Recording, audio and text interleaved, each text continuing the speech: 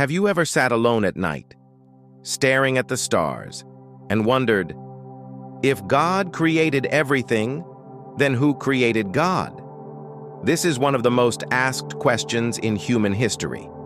Children ask it, scientists ask it, and even believers sometimes whisper it in their prayers. But here's the surprising truth. The answer is not only deeper than you think, it's the kind of truth that could completely reshape the way you see God. Stay with me until the end, because what you discover here might just change how you see life forever. Section 1, the big question. The question, where did God come from, is not a small one. It challenges our human understanding of time, space, and cause. We are used to thinking in chains of cause and effect. A tree comes from a seed comes from another tree. You were born because your parents existed, and they were born because their parents existed. In everything we observe, there is a beginning, a starting point. So naturally, the human mind tries to apply the same logic to God. If everything has a beginning, then God must have one too, right? But here's the first thing you need to understand. God is not everything. God is not part of the universe. He is beyond the universe. And once you understand that, the question starts to transform. Section 2. Time, a created thing. The biggest mistake we make when asking this question is assuming that God exists inside time the way we do. You and I experience life in past, present, and future. We remember yesterday, live in today, and wait for tomorrow. But time itself is not eternal. Time is something that was created. Think of it like a book. The first page is the beginning of time. The last page is the end of time. We humans are somewhere in the middle of that book, reading it line by line. But God is the author.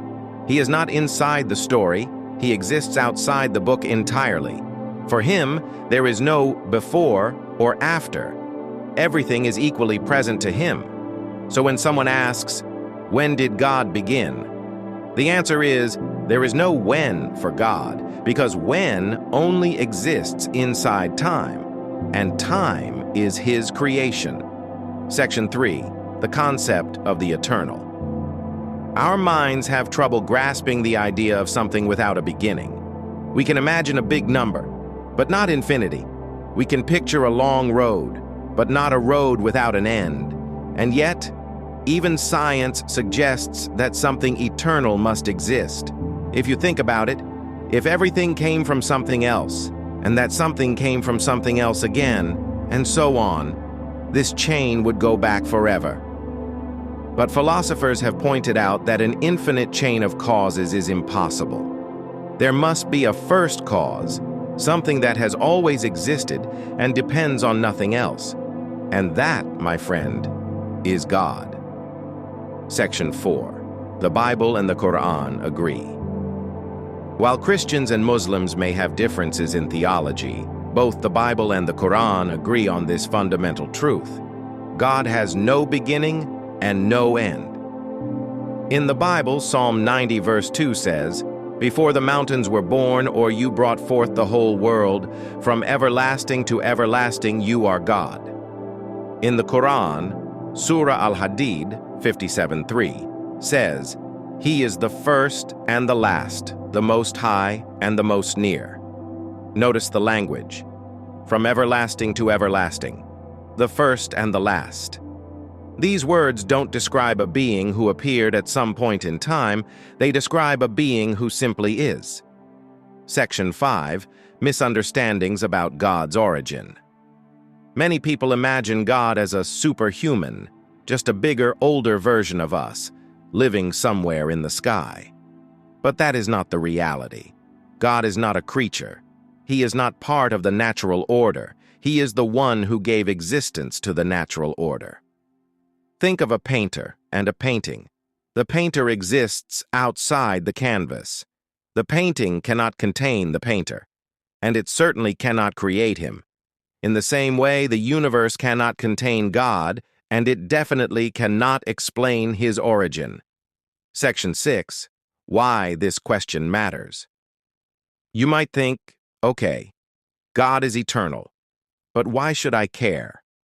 How does this change my life? It matters because understanding that God has no beginning means He is unchanging, reliable, and absolute. Everything else in life can fail you. People grow old. Money loses value. Beauty fades. Power shifts. But the one who had no beginning will have no end. And He will never change. His mercy is constant. His justice is constant. His promises are constant. That is the kind of foundation you can build your life on. Section 7. Human limitations in understanding God. Some people struggle with this concept because they want to fully understand God before they believe in Him. But here's a reality check. If your mind could completely understand God, then God would be smaller than your mind. The fact that there are mysteries we cannot grasp is not a weakness of faith. It's a sign that God truly is greater than us. As Isaiah 55:9 says, "As the heavens are higher than the earth, so are my ways higher than your ways, and my thoughts than your thoughts." And in the Qur'an, 42:11, "There is nothing like unto Him." Section 8. The personal impact. When you realize that God is eternal, it changes how you see your relationship with Him. Your life has a beginning and an end, but your soul is meant to continue beyond this temporary world. And the one who had no beginning invites you into a relationship that will have no end. Think about it. The Eternal One, who existed before time began, knows you by name. He cares about your prayers. He listens when you cry out to Him.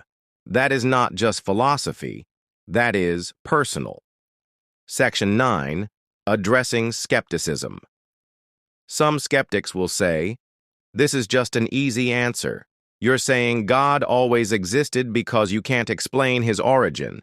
But in reality, we are not avoiding the question. We are following the logic to its end. Every worldview must face the same challenge. Either something came from nothing, or something has always existed. Atheists might say the universe itself is eternal, but science suggests otherwise, that the universe had a beginning, a Big Bang. If the universe had a beginning, then it cannot be eternal. That leaves only one possibility. Something beyond the universe is eternal. And the best explanation for that something is God. Section 10. A call to reflection. So, where did God come from? The answer is, He didn't come from anywhere. He simply is. He is the uncaused cause, the timeless creator, the first and the last, the one who was never born and will never die. And here's the deeper question. If this eternal God exists, what does that mean for your life?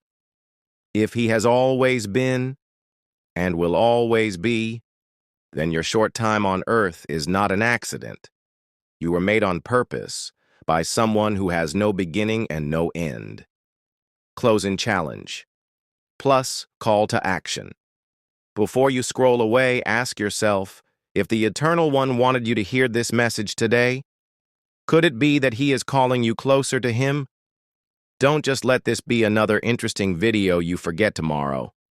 Let it be the start of a journey. And if you want to go deeper into this topic, if you want to see how this eternal God reveals Himself throughout history, I've uploaded the full, detailed version of this study on my channel. Go watch it.